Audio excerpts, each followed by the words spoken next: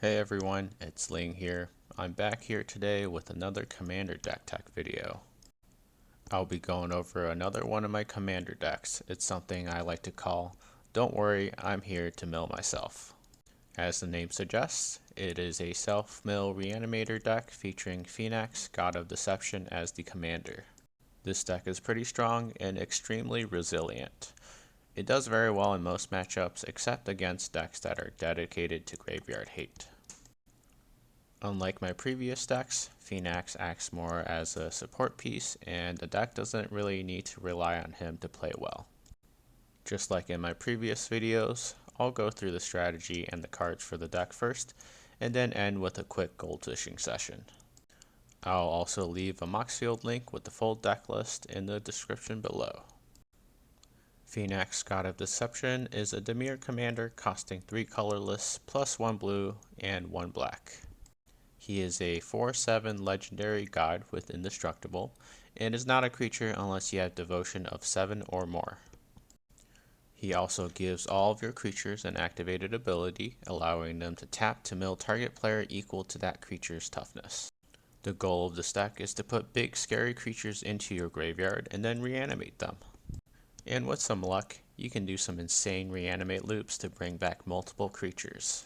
This deck does not contain any game changers, however, based on my experience playing the deck, it belongs in bracket 4. Rating the power level out of 10 relative to the decks I own, I would give this one a 9 out of 10. Starting off with the first part of the strategy, we need cards to help fill the graveyard. While you can mill yourself with creatures using the ability that Phenax gives, relying on that process is too slow, so we need cheaper 2 to 3 mana alternatives for the early game. We use looters such as Jace, Friend's Prodigy, and Vohar, Vodalian Desecrator that lets you tap to loot. These two cards also provide Recursion, which comes in very handy later into the game. Next we have Kiora, the Rising Tide, and Steam Core Scholar, which lets you loot 2 on ETB. For instants and sorceries, we run Thirst for Discovery and Winter Night Stories, which lets you draw 3 cards, then discard 2 cards unless you discard a card of a specific type. You Find the Villain's Lair is a flexible Moto spell. It lets you loot 2 or counter a spell. Frantic Search is a must-have for this deck. It's basically a free spell that lets you loot 2. Next, we have the Everflowing Well, which is an artifact that lets you mill 2, then draw 2, and flips into a somewhat useful land on your upkeep when your graveyard has 8 or more permanent cards. Ripples of Undeath and Stillness in Motion are both enchantments that let you mill at the start of your turn, with Ripples of Undeath being a must-have because its ability to let you pay 1 and 3 life to grab one of the cards that you milled. Now that we know how to fill the graveyard, let's go through the cards that you want to put in it. The first one is Scholar of the Lost Trove. It lets you cast an instant, sorcery, or artifact from your graveyard on ETB and is a must-have for this deck. You can reanimate this creature from your graveyard to then immediately cast the same reanimate spell or a better spell from your graveyard for free to reanimate more things. And if you're doing this with reanimate spells that can return multiple creatures or clones, you can get a crazy amount of value by doing some limited loops. Next, we have a number of cards that let you dig deeper into the deck and or put more cards into your graveyard.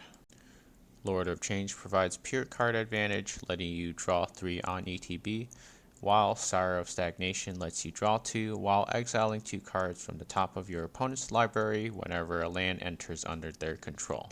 Hoarding Broodlord and Runescar Demon are also included to let you tutor for a card on ETB. Doom Whisperer lets you repeatedly pay life to Surveil, which is an incredibly efficient way to filter your top deck while filling your graveyard with the cards that you want. All-Seeing Arbiter and Overlord of the Flood Pits lets you draw 2, then discard 1 on ETB and on attack. Overlord of the Baelmerc lets you mill 4 and then potentially return a non-avatar creature back to your hand from your graveyard. The Overlords also have a cheaper impending cost, which can come in handy when you're trying to be mana efficient. Next, we have several reanimation targets that have some sort of removal to help you control the board. Archon of Cruelty is here, On ETB or attack, it makes target opponent sack a creature, discard a card, and lose 3 life, while you draw a card and gain 3 life. Rotten Mouth Viper has a somewhat similar ability and can become more oppressive the longer it's alive. When it ETBs or attacks, you put a blight counter on it, and for each blight counter on it, each opponent loses 4 life unless they sack a non-land permanent or discards a card. Noxious Gearhulk, Overseer of the Damned, and Patron of the Vein provide targeted creature removals on ETB, while Massacre Worm provides a way to deal with wide boards. Dream Eater, Enigma Thief, and Moraine River Regent all let you bounce non-land permanents on ETB. I like having these because sometimes I do need to deal with enchantments and artifacts. Moraine River Regent also has an Omen side that lets you draw 3, then discard 1, which reflects the type of spells we want to cast. Finally, we have a few creatures that synergizes very well with this deck. Sir Conrad is one of them. Since you're constantly putting creatures into the graveyard and reanimating them, he can do quite a bit of damage. And if you have the commander out, he can do lots of damage from just milling players. Lastly, there's Angel of Suffering that has an ability that prevents damage to you and mills twice that many cards instead. In my experience, once this is on the board, most players will just stop attacking you. Now that we went over how and what to put into your graveyard, let's go over how to bring creatures back from the dead. Reanimate, Persist, and Stitch Together are cheap mana value spells that reanimate target creature from the graveyard. They all have some sort of downside, but in my opinion, these downsides have a pretty negligible impact in Commander. Animate Dead and Necromancy are cheap enchantments with a wall of confusing text. TLDR, they just reanimate things. Polluted Cistern, Dim Oubliette are rooms of an enchantment, with one side causing life loss to your opponents when you mill cards, and the other milling 3 and then reanimating a creature. Victimize lets you reanimate 2 targets for a cheap mana cost, but you need to sacrifice a creature to do so. Incarnation Technique lets you mill 5, then reanimate a creature from your graveyard. On cast, you may choose to demonstrate to copy the spell, but if you do, you also have to choose an opponent to copy the spell. I always choose to demonstrate because of the crazy value you can get, just don't pick a blue player when choosing an opponent. Coiling Rebirth lets you reanimate a creature and then create a 1/1 token copy of that creature if you gift a card. Let's just say between this card and clones, I've been able to smash 3 or more Massacre Worms onto the battlefield in the same game. I would say these 3 cards are must-haves for this deck because of the crazy value and potential looping they can enable. Next, we have Living Death, which essentially swaps everyone's creatures on the battlefield with the ones in their graveyard. You will likely get the most value out of this spell unless there are other players at the table running graveyard strategies. You can also just use this as a board wipe in a pinch to slow down aggressive strategies like Elf Ball decks. Finally, the last reanimate effect is stapled to a creature. Young Necromancer reanimates a target creature from your graveyard on ETB if you exile 2 cards from your graveyard, which should be pretty easy to do for this deck. Reanimate ETB trigger stapled to a creature can be especially strong. Just think of the cool things people have done with Karmic Guide. With graveyard strategies, we shouldn't only have reanimate spells for creatures, we also want to recur spells from the graveyard. Jace, Telepath Unbound, the backside of Jace, Vren's Prodigy, Vohar, Vidalian Desecrator, and Scholar of the Lost Trove are 3 cards mentioned in previous sections that all provide some sort of recursion for instants and sorceries. Flood of Recollection and Founding the Third Path either lets you return a spell or cast a copy of a spell from your graveyard for a rather cheap mana cost. Sphinx of Forgotten Lore is a flyer with flash that can give target spell in your graveyard flashback on attack, potentially letting you flashback a spell on each of your turns. There are a few clones in this build. I really like including clones in decks like this because you could potentially clone a 7 or 8 mana creature at a drastically reduced cost. The first one is Body Double, which clones a creature in your graveyard. I know what you're thinking, 5 mana for a clone sounds terrible, right? I thought so too at first, until I did some crazy reanimate loops with this plus Scholar of the Lost Trove. The loops aren't infinite, but can definitely generate tons of value. The only other clone is Glasspool Mimic. It is a MDFC card that I put in case I needed the land, but I've always been able to play the clone side. Since Phenax is the commander of this deck, there are a couple of cards for alternate win cons. The first one is Eater of the Dead. This is a non-deterministic combo piece with Phenax. With just these two on the board, you can tap Eater of the Dead to have target player mill 4, then exile a creature from any graveyard including from the 4 cards you just milled to untap Eater of the Dead, and then repeat the process. As long as your opponents each have at least 25 creatures in their deck, you should theoretically be able to mill them all out, especially mid-game where you will have plenty of creatures in your own graveyard. I have won a lot of games with this combo, including one time on turn 3, which was pretty insanely lucky. Next, we have Laboratory Maniac that causes you to win the game if you try to draw a card while no cards are in your library. This is more of a failsafe in case you happen to mill yourself out. I didn't really design this deck to try to win with that strategy, but you could definitely lean that direction if you want. In terms of interaction, there isn't really much besides a few counterspells. You find the Villain's Lair as a card mentioned in a previous section that essentially has a cancel as one of its modes. Additionally, we have two pretty standard counters, Arcane Denial and Swan Song. Instead of playing individual removal spells, I chose to have those removal effects stapled to creatures that you reanimate. Alright, I hope y'all are ready for this because there is a lot of ramp in this deck, 13 pieces to be exact. We need this much ramp to speed things up, but also as a contingency plan in case you get stonewalled by graveyard hate and you need to hardcast expensive spells from your hand. Deranged Assistant, Milliken, and the Warring Triad are all mana dorks that let you tap, mill a card to produce a mana, which is consistent with this deck strategy. Leaden Mirror, Silvermere, and Ornithopter of Paradise are another 3 mana dorks that can tap to produce colored mana. Then we have the standard mana rocks, Soul Ring, Arcane Signet, Dimir Signet, Talisman of Dominance, Falwar Stone, Mind Stone, and Prismatic Lens. The last spell is a ritual. You might have seen this in one of my other videos. It's Songs of the Damned. It's an instant that produces 1 black for each creature in your graveyard. I don't think I need to explain why this card is good for this deck. You should definitely include this card. Alright, on to the final portion of the deck tech, lands. Starting off with utility lands, we have Gear Reach Sanitarium, which has an ability to let all players loot. Dranyard Temple is a land that you can pay 3 colorless to put onto the battlefield from your graveyard. War Room is included to provide additional card draw if needed, but I haven't found this one to be that impactful so far. Bojuka Bog is included, mainly to give you the ability to exile a target opponent's graveyard, especially if you want Living Death to resolve more in your favor. Scavenger Ground is also included. I know, why would I include a land that can annihilate my own graveyard? Well, this is more of a last resort to do damage with Sir Conrad. You could potentially remove all creatures from your graveyard to do stupid amounts of damage.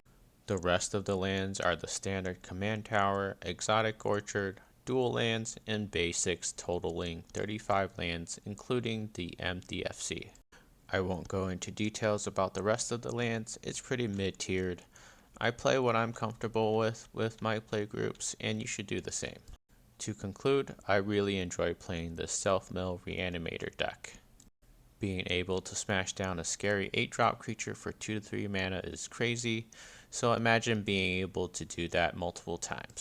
If I could only recommend one deck for you guys out there to try, it would be this one.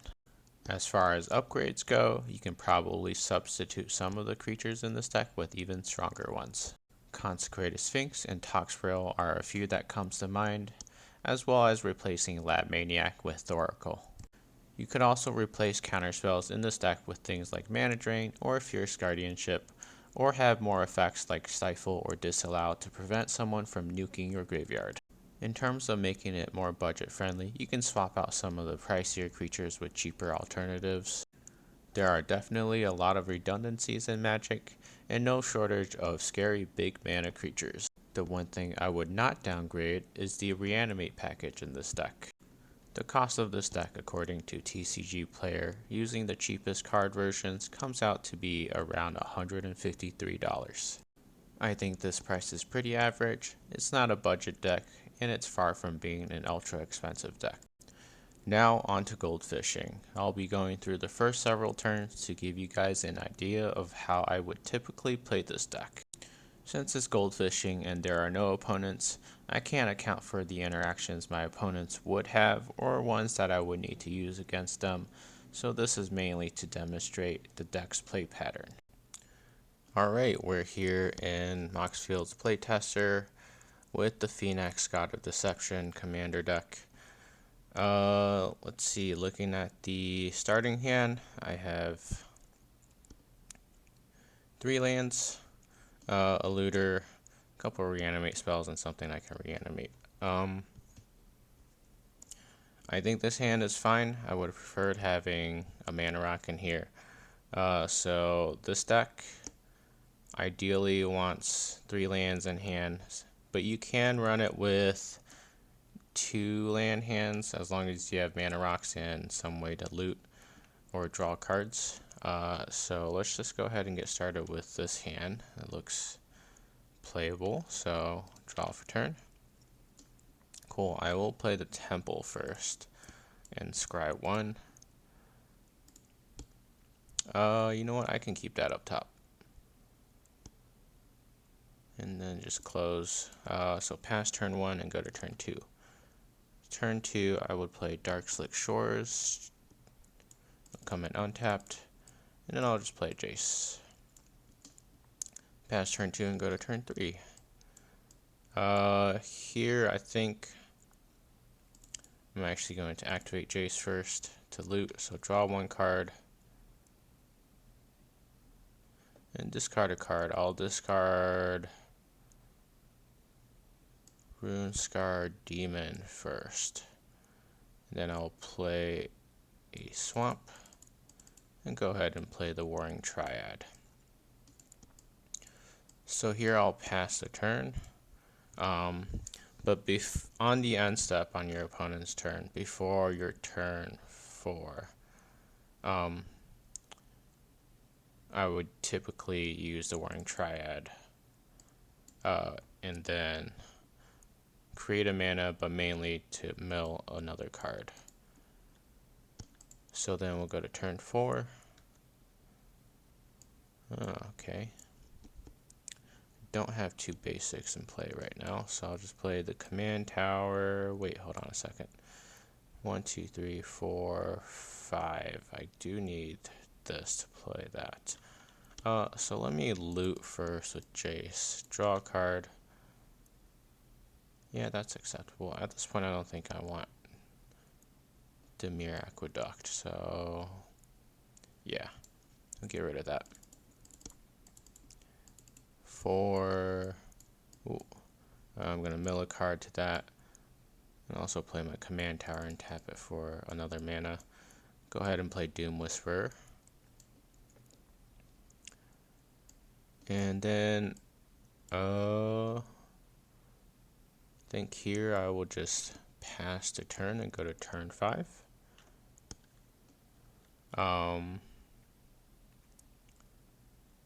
So if I press next turn, it'll make me draw a card automatically. So typically I would, on my upkeep, activate Doom Whisperer to surveil my top deck to get something I want. So for this, I'll just say I did it at the end step before the start of my turn. So I'll pay 2 life, surveil 2. I mean, reanimate's nice, but I need more stuff in my graveyard to reanimate. I only have Runescar Demon. So we'll do that once. Do it again. Do it a 3rd time. Okay, that's pretty good. Sure, we'll just keep doing this for a little bit. Oh, that's really good.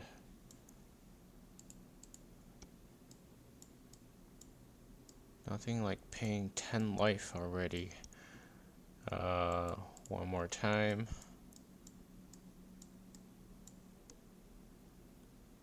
I think at a certain point I do need to stop.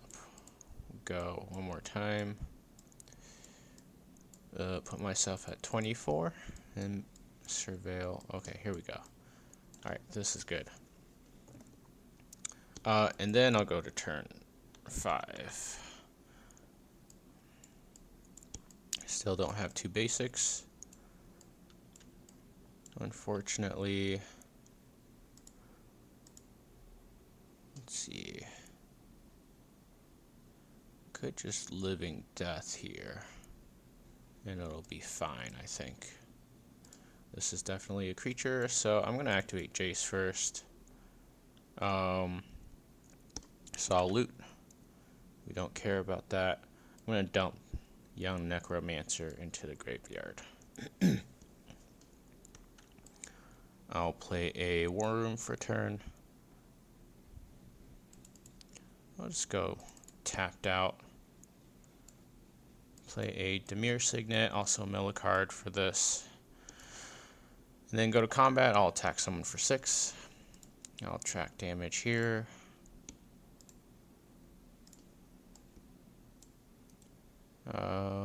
Let's put this at 6. Damage to 1 player. Then here you could probably guess. Jace flipped, so he's not a creature anymore, which is important. I'll play Living Death. So Living Death essentially swaps your battlefield's creatures with the ones in your graveyard. So we'll go ahead and sack these 2. These actually go into exile and then come back. So we'll bring Hoarding Broodlord, Overlord that has an ETB, Dream Eater has an ETB, no ETB, no ETB, Lord of Change has an ETB, Runescar Demon has an ETB.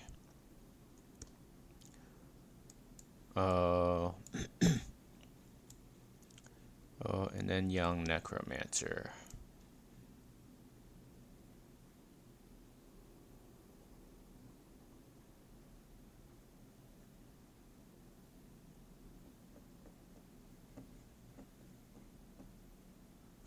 I'm trying to think what I can do here. Body double.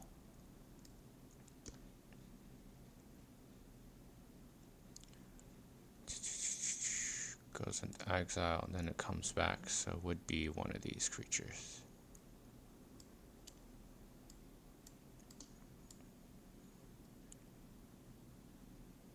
I think that's all my creatures. Okay, so these go into the graveyard. This comes into play.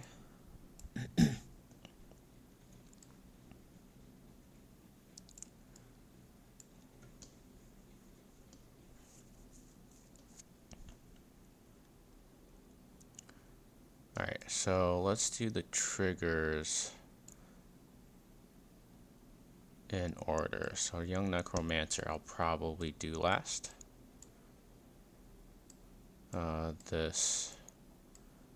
These 2 probably go first. Lord of Change, the Tutors will go last.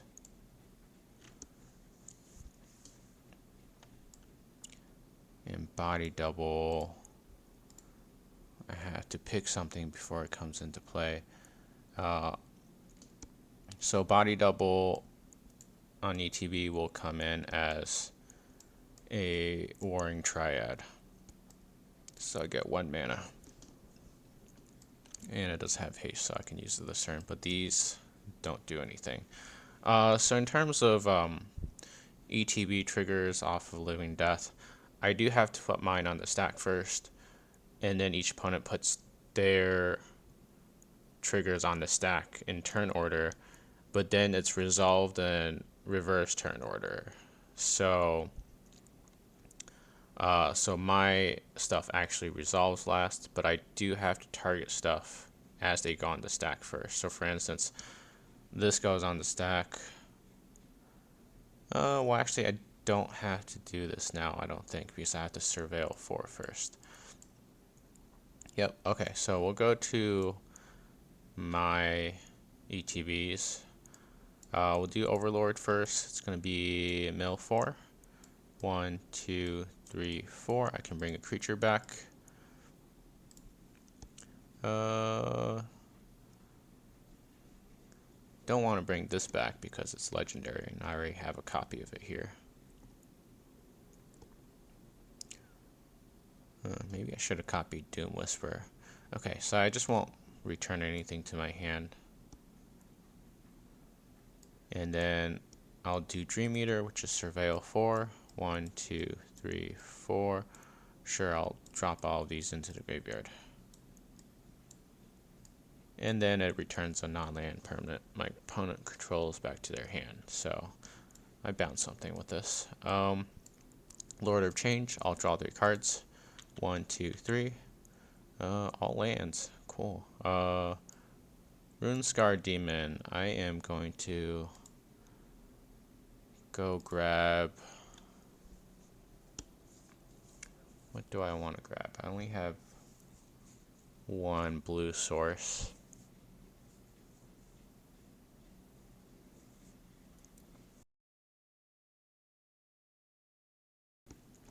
Yeah, I think I know.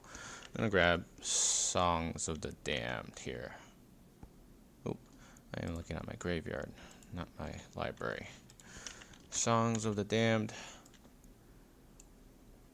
Then Close and Shuffle. Then Hoarding Broodlord.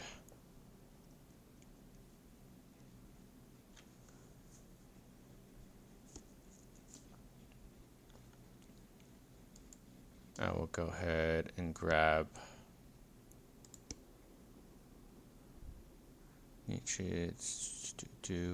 okay. I'm gonna grab Incarnation Technique from my library.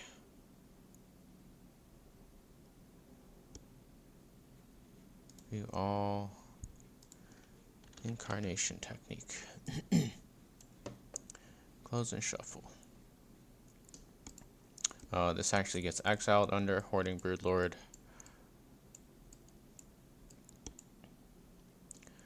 And then lastly, I have the Young Necromancer trigger, where I'll get rid of probably 2 lands to reanimate something. Let's see. Sure, I'll do Doom Whisperer. So it's back. Okay.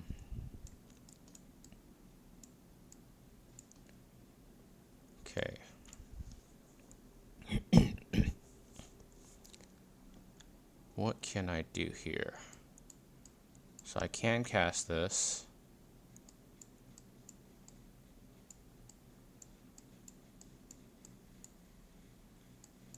And I can generate 1 black to do Songs of the Damned.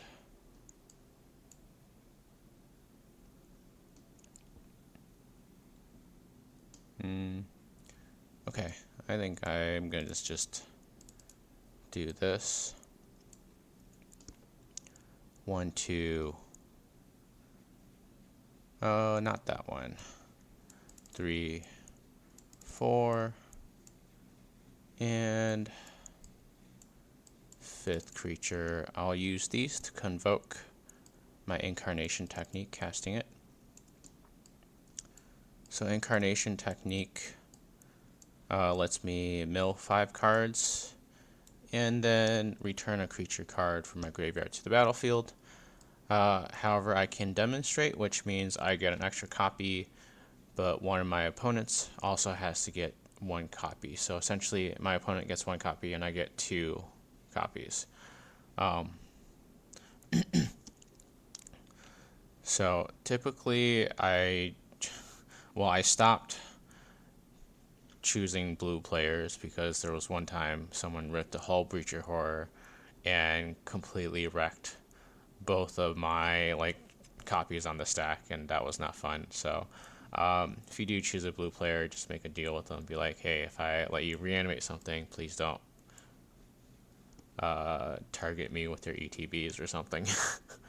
Anyways, let's go ahead and resolve this. See if we can get some cool cards. 1, 2, 3, 4, 5. Cool. So we'll do 5 here. How many creatures do I have in here? I have 1, 2, 3, 4, 5 right now.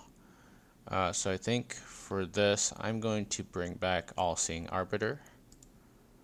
So that's going to have me draw 2 and discard 1. So I'll go ahead and discard the Sphinx.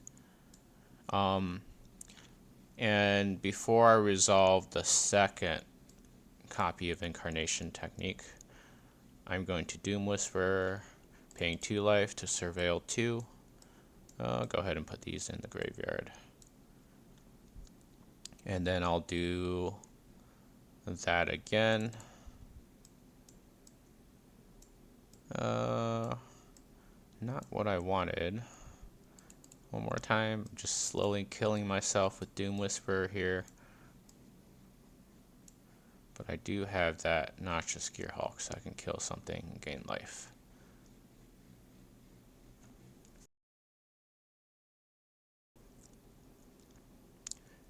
Yeah, one more time. I'm getting really greedy here. Okay, I gotta start Conrad at least. So Incarnation Technique, I'll do the last trigger now.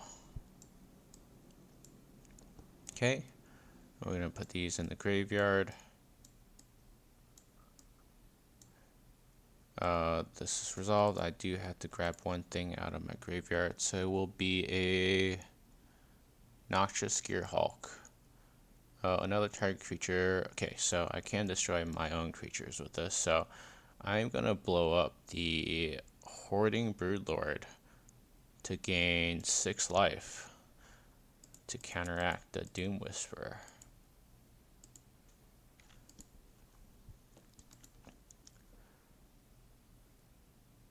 And then let's see. I'm going to -3 Jace. So he's going to be at 2. So I can cast a instant or sorcery from my graveyard. It will be Incarnation Technique. So I will use this, which is a copy of Warring Triad. Mill 1, create a black, play Songs of the Damned. Songs of the Damned is played. Let's see how many creatures I have. 1, 2, 3, 4, 5, 6, 7, 8, 9, 10, 11, 12, 13. So 13 black mana, I think. I think I counted correctly. So let's add another token, keep track of mana. It's just black mana. I'm gonna say I have 13 floating black mana. Okay, I'll use 5 of it, so let's go down to 8. Cast Incarnation Technique again. This time it'll go into exile, but I do get 2 copies. Here I'm going to mill. Yeah, so my opponent will get a copy. I'll mill 1, 2, 3, 4, 5. I'm thinking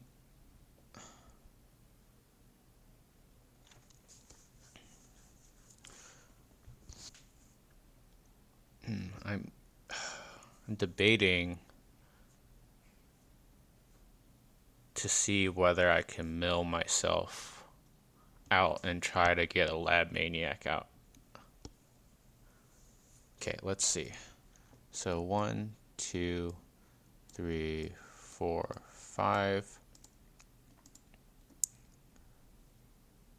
I will go ahead and get something back. This doesn't prevent life loss, unfortunately.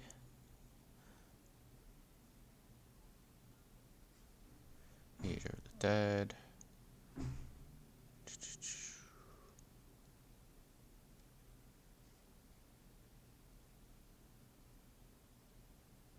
Is there anything that lets me draw a card? Okay, I'm going to Hoarding Broodlord. So that goes on the stack. I'm going to tutor a card. I'm going to go ahead and grab not the Lab Maniac because I have no way of playing it. I don't have a blue source.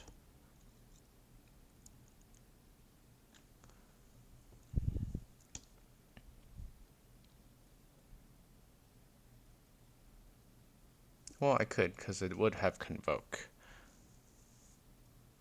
I'm trying to find a way to mill myself out without dying to this. And then also drawing a card.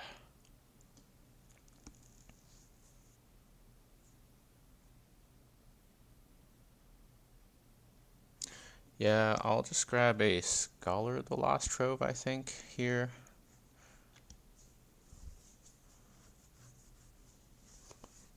No.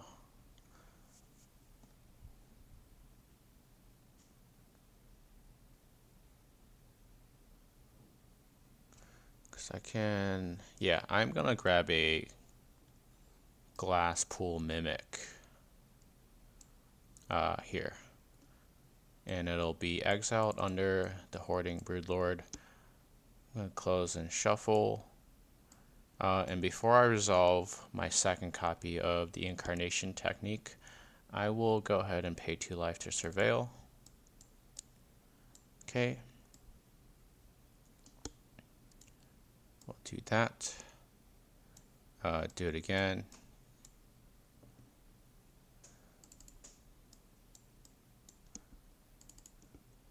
Go again. There's my Lab Maniac. Go again.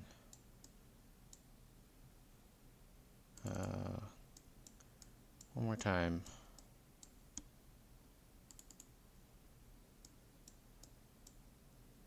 Okay. We'll dump these in here. Put this here. Put this here.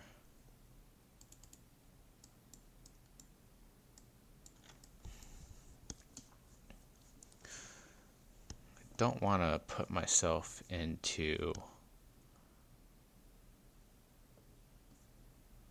in range of a lightning bolt. So I can draw 3 cards and draw 3 cards. Alright, so resolve my last Incarnation Technique.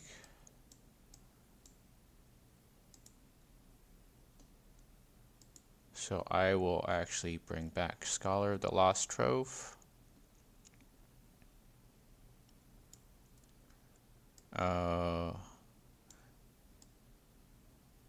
2, 3, 4.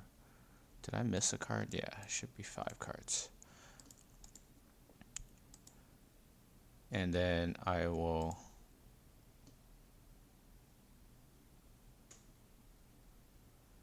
go ahead and persist or something. I saw it earlier. I'll persist on a Lab Maniac. So it's a 1/1.